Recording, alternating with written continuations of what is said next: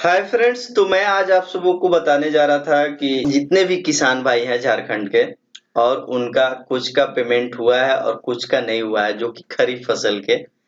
तो मैं आज आप सबों को बता दूं कि जितने भी भूमिहीन थे, फॉर्म को भरे हुए थे भूमिहीन करके, उनका पेमेंट आ चुका है सारे लोगों का।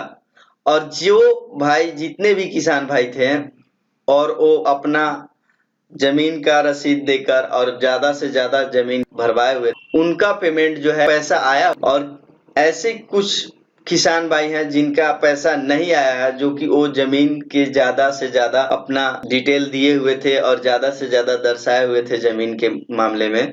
तो उनका पेमेंट जो है होल्ड है, यानी कि रुका हुआ है। तो मैं आज उसी का अपडेट लेकर आया, क्योंकि मैं आपको बता दूं जो भी किसान भाई हैं वो भूमिहीन करके फॉर्म को भरवाए हैं या साइबर वाले ने, प्रज्ञा केंद्र वाले ने भूमिहीन करके भरे हुए हैं, उनका पेमेंट जो है पहले आया हुआ है। तो मेरे पास कमेंट आया कि क वाले ख वाले का पेमेंट नहीं आया है। तो इसका कारण मेन यही है कि जो भी भाई भूमिहीन करके भरे हुए हैं, तो उनका पेमेंट पहले हुआ है।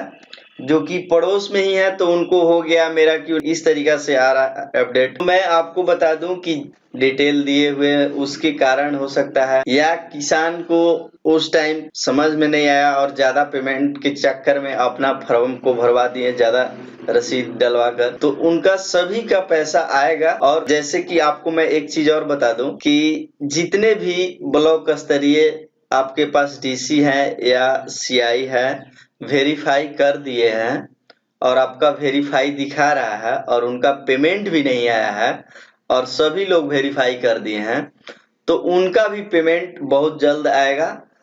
तो मैं आज उसी के लिए मैं आपको बताने चल दिया कि आपको कोई दिक्कत नहीं है, आपको पेमेंट होगा और बहुत जल्द होगा। तो चलिए मैं आपको बता दूं, रबी फसल के लिए भी सेम प्रॉब्लम है।